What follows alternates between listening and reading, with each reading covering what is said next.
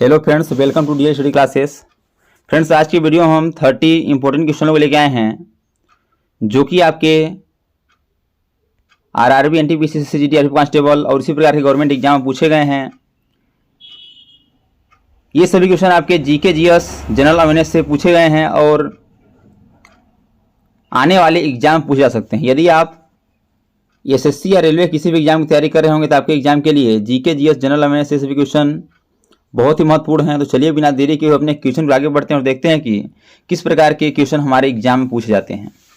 इसमें पहला क्वेश्चन दिया गया है, गांधी जी दक्षिण अफ्रीका में कितने वर्ष रहे थे? ऑप्शन है 26 वर्ष, 21 वर्ष, 16 वर्ष या 15 वर्ष। यह क्वेश्चन आपका एमपीपीएससी 2010 में पूछा गया है और इस क्वेश्चन को फिर आगे आने वाले एग्जाम में पूछे जाने की संभावना है। तो गांधी जी दक्षिण अफ्रीका में कुल 21 वर्ष रहे थे, इसे इसका ऑप्शन नंबर बी जो है आपका यही आपका राइट आंसर हो जाएगा, 21 वर्ष।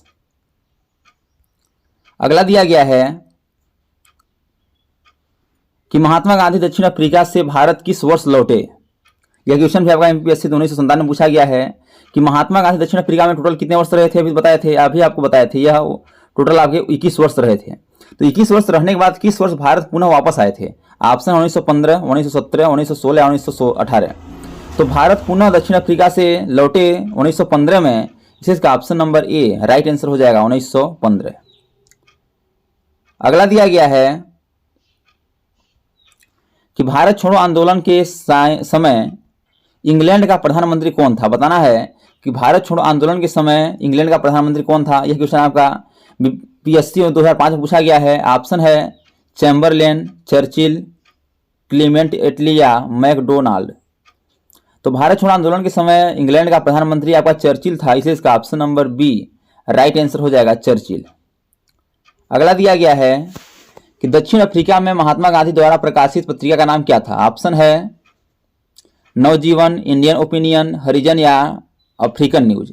यह क्वेश्चन भी आपका आरआरबी 2003 में पूछा गया है और इस क्वेश्चन को पुनः पूछे जाने की संभावना है, क्योंकि यह क्वेश्चन आपका 2003 में पूछा गया है, तो आगे आने की इस क्वेश्चन को पूछे जाने की संभावना है। अगला इसमें ऑप्शन जो दिया गया है, इस ऑप्शन की वर्डिंग देखेंगे तो दक्षिण अफ्रीका में महात्मा गांधी द्वारा प्रकाशित पत्रिका का नाम आपका इंडियन ओपिनियन था, इसे इसका option number B right answer हो जाएगा।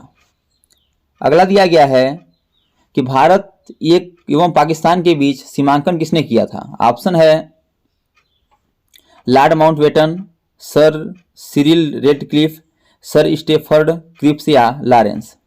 तो भारत एवं पाकिस्तान के बीच सीमांकन सर सिरिल रेडक्लिफ ने किया था, इसे इसका option number B right answer हो जाएगा। यह क्वेश्चन भी आपका आरआरबी 2003 और 2004 में पूछा गया है। अगला दिया गया है कि निम्नलिखित में से कौन भारत छोड़ो आंदोलन में शामिल नहीं था? आपको 4 ऑप्शन दिया गया और बताना इस ऑप्शन में ऐसा कौन सा ऑप्शन है जो कि भारत छोड़ो आंदोलन में शामिल नहीं थे। यह क्वेश्चन आपका आरआरबी 2004 में पूछा गया है। महात्मा गांधी, सरदार पटेल, जवाहरलाल नेहरू या बी.आर. अम्बेडकर। तो भारत छोड़ो आंदोलन में महात्मा गांधी, सरदार पटेल और जवाहरलाल नेहरू शामिल थे, लेकिन बी.आर. अम्बेडकर शामिल नहीं थे, इसे इसका option number D right answer हो जाएगा, बी.आर. अम्बेडकर। अगला दिया गया है कि गांधी जी भारतीय राष्ट्रीय कांग्रेस के अध्यक्ष कितने बार बने? ऑप्शन है 1 बार, 2 बार, 3 बार या 4 बार। यह क्वेश्चन भी आपका 2005 में पूछा गया है आरआरबी में।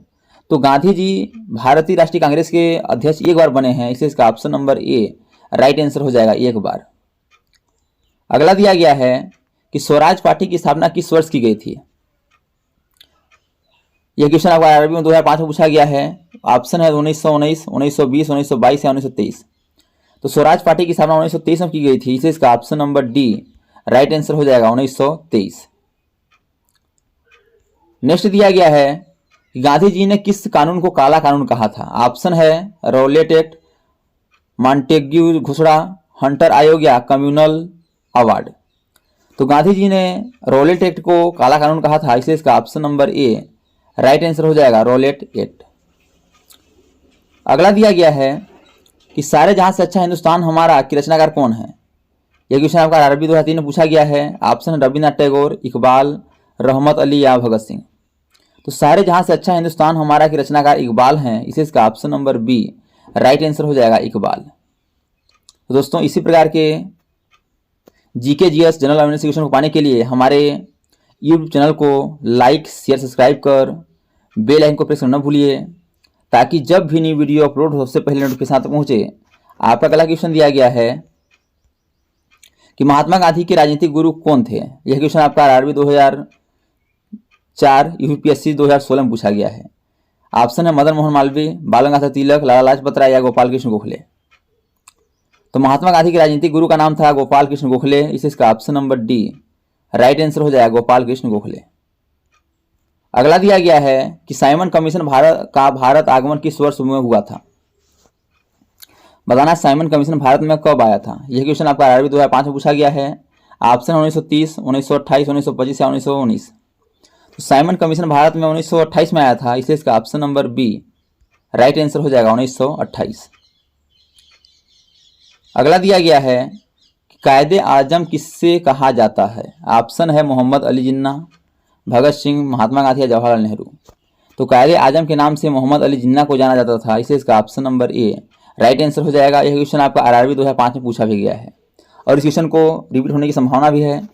अगला दिया गया है कि महात्मा गांधी की हत्या कब हुई थी। ऑप्शन है 30 जनवरी 1947, 30 जनवरी 1948, 30 जनवरी 1946 या 30 जनवरी 1949। यह क्वेश्चन भी आपका आरआरबी 2005 में पूछा गया है। तो महात्मा गांधी की हत्या 30 जनवरी 1948 को हुई थी, इसे इसका option number B right answer हो जाएगा। अगला दिया गया है कि भारतीय राष्ट्रीय कांग्रेस के सबसे अधिक समय तक अध्यक्ष कौन रहे। ऑप्शन है अबुल कलाम आजाद, दादा भाई नौरोजी, WC बनर्जी या वल्लभ भाई पटेल। तो भारतीय राष्ट्रीय कांग्रेस के सबसे अधिक समय तक अध्यक्ष रहने वाले अबुल कलाम आजाद थे, इसे इसका option number A right answer हो जाएगा, अबुल कलाम आजाद। नेक्स्ट दिया गया है कि महात्मा गांधी को सर्वप्रथम राष्ट्रपिता किसने कहा था। यह क्वेश्चन आपका आरआरबी 2006 में पूछा गया है। ऑप्शन है वल्लभ भाई पटेल, सी राजगोपालाचारी, सुभाष चंद्र बोस या JL नेहरू। तो महात्मा गांधी को सर्वप्रथम राष्ट्रपिता कहे सुभाष चंद्र बोस ने कहा था, इसे इसका option number C right answer हो जाएगा, सुभाष चंद्र बोस। अगला दिया गया है जलियांवाला बाग में गोली चलाने का आदेश किसने दिया था। ऑप्शन है Lord Simon, Rowlatt, General Dyer या कर्जन वायली। तो जलियांवाला बाग में गोली चलाने का आदेश जनरल डायर ने दिया था, इसे इसका option number C right answer हो जाएगा, जनरल डायर। अगला दिया गया है कि काकोरी ट्रेन डकैती कांड के नायक कौन थे। ऑप्शन है रामप्रसाद बिस्मिल, भगत सिंह, बटुकेश्वर दत्त या बरकतुल्ला। यह क्वेश्चन आपका SSC 1999 में पूछा गया है और इस क्वेश्चन को रिपीट होने की संभावना है, क्योंकि यह क्वेश्चन आपका 1999 में पूछा गया है। तो क्या होता है, इसकी जो क्वेश्चन बहुत पिछले सालों पूछे गए हैं उन्हें पुनः रिपीट होने की संभावना होती है। तो इन सभी वीडियो में उन्हीं क्वेश्चन सम्मिलित किया गया है जो कि आपके पिछले सालों पूछे गए हैं। तो इसका करेक्ट आंसर हो जाएगा Ram Prasad Bismil, option number A. अगला दिया गया है कि स्वतंत्र भारत के प्रथम गवर्नर जनरल कौन थे। ऑप्शन है लॉर्ड एटली, लॉर्ड माउंटबेटन, सी राजगोपालाचारी या राजेंद्र प्रसाद। यह क्वेश्चन भी आपका SSC 2008 में पूछा गया है। स्वतंत्र भारत के प्रथम गवर्नर जनरल का नाम था Lord Mountbatten, option number B right answer हो जाएगा। अगला दिया गया है कि सुभाष चंद्र बोस ने सिंगापुर में दिल्ली चलो का नारा कब दिया था। ऑप्शन है 1942 में, 1943 में, 1944 में, 1945 में। यह क्वेश्चन आपका SSC 2001 और आरआरबी 2006 में पूछा गया है। तो सुभाष चंद्र बोस ने सिंगापुर में दिल्ली चलो का नारा 1943 में दिया था, इसे इसका ऑप्शन नंबर जो बी है यही आपका राइट आंसर हो जाएगा, 1943। अगला दिया गया है कि कांग्रेस ने भारत छोड़ो आंदोलन का प्रस्ताव किस वर्ष पारित किया। ऑप्शन है 1940, 1941, 1946 या 1942। यह क्वेश्चन भी आपका आरआरबी 2001 और 2004 में पूछा गया है। तो कांग्रेस ने भारत छोड़ो आंदोलन का प्रस्ताव 1942 में पारित किया था, इसे इसका option number D right answer हो जाएगा। अगला दिया गया है कि देश बंधु की उपाधि संबंधित है। बताना है कि देश बंधु की उपाधि किससे संबंधित है। ऑप्शन है BR अम्बेडकर, चित्तरंजन दास, बिपिन चंद्र पाल और रविन्द्रनाथ टैगोर। तो यह क्वेश्चन भी आपका SSC 2000 और आरआरबी 2005 में पूछा गया है। तो देश बंधु की उपाधि से संबंधित आपको चित्तरंजन दास जी हैं, इसे इसका option number B right answer हो जाएगा, चित्तरंजन दास। अगला दिया गया है कि किसने कहा था कि तुम मुझे खून दो मैं तुम्हें आज़ादी दूंगा। ऑप्शन है सुभाष चंद्र बोस, अरविंद घोष, भगत सिंह या चंद्रशेखर आजाद। तो यह क्वेश्चन भी आपका SSC 2000 और 2002 में पूछा गया है। तो तुम मुझे खून दो मैं तुम्हें आज़ादी दूंगा, यह नारा सुभाष चंद्र बोस का था, इसे इसका option number A right answer हो जाएगा। अगला दिया गया है कि जय हिंद का नारा किसने दिया था। ऑप्शन है सुभाष चंद्र बोस, जवाहरलाल नेहरू, मोतीलाल नेहरू या महात्मा गांधी? तो जय हिंद का नारा भी सुभाष चंद्र बोस ने दिया था, इसलिए इसका option number A right answer हो जाएगा, सुभाष चंद्र बोस। तो दोस्तों thanks for watching this video. यह वीडियो आपको कैसा लगा कमेंट बॉक्स में जरूर आकर बताइएगा।